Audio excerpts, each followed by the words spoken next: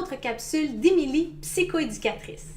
Alors, aujourd'hui, je voudrais traiter le sujet du consentement chez les petits. Avec le temps des fêtes qui approche à grands pas, j'aimerais ça qu'on soit conscient que nos enfants ont le droit de refuser les câlins et les bisous. C'est très important parce que si on ne respecte pas le fait qu'ils ne veulent pas aller donner de bisous à papy ou à mamie en arrivant tout de suite, on est en train de leur dire que toi, comment tu te sens à l'intérieur quand tu es tout barbouillé parce que tu n'as pas envie de faire quelque chose, surtout au niveau intime comme un bisou, tu es obligé de le faire. C'est ça qu'on est en train de dire. Écoute pas ta petite voix intérieure, là. C'est pas grave que tu n'aies pas le goût. Tu dois y aller. Je vais vous mettre en contexte. Vous arrivez, vous, là, dans la vie, chez les gens, comment vous arrivez? Moi, je sais que, personnellement, on est très câlin et bisous. Alors, j'arrive quelque part, je donne toujours 2 bisous sur la joue ou je fais même un gros câlin à mes amis de filles. Mon papa et mon amoureux se font aussi des câlins. Mon amoureux fait aussi des câlins à son propre papa. Alors, chez nous, c'est très câlineux. Pour ma fille, c'est un comportement qu'elle voit souvent. Donc, ce n'est pas très dérangeant. Et elle est très câlineuse. Elle aurait pu ne pas l'être aussi. Et il aurait fallu que je le respecte.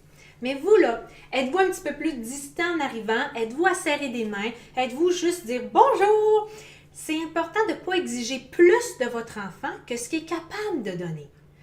De plus, quand on arrive quelque part, ce n'est pas nécessaire de pousser son enfant vers papi-mamie ou vers mon oncle qui voit juste une fois par année. C'est important qu'il puisse dire « Non, maman, j'ai pas envie » et qu'on respecte ça.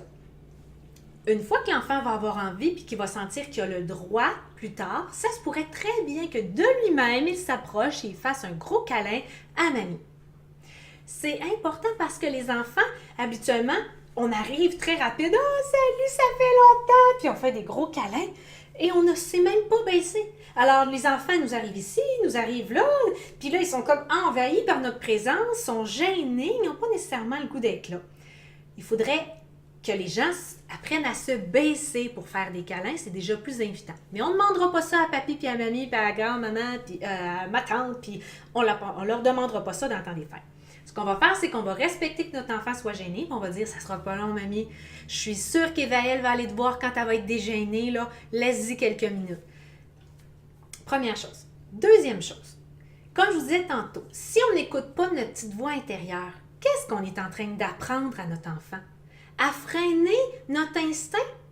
Qu'est-ce que ça va être plus tard avec des situations un peu plus intimes avec des garçons ou des filles au niveau des échanges d'apprentissage de relations amoureuses? Questionnez-vous. L'autre chose aussi, c'est qu'il faut absolument s'assurer de ne pas culpabiliser notre enfant en lui disant « Ben voyons mon amour, mamie va avoir de la peine dans son cœur si tu lui fais pas un beau câlin. Hein? Mon oncle qui t'attendait, vas-y donc, ça va lui faire de la peine. » Oh non, non, non, non, surtout pas, faites pas ça parce que là on donne une petite responsabilité, en fait une énorme responsabilité à une toute petite personne. Alors il faut éviter de culpabiliser. De plus, n'oubliez pas que si vous respectez le nom de votre enfant, il va peut-être plus respecter quand vous lui dites non.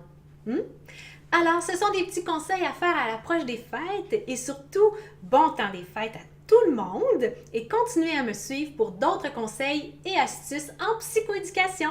Bye bye!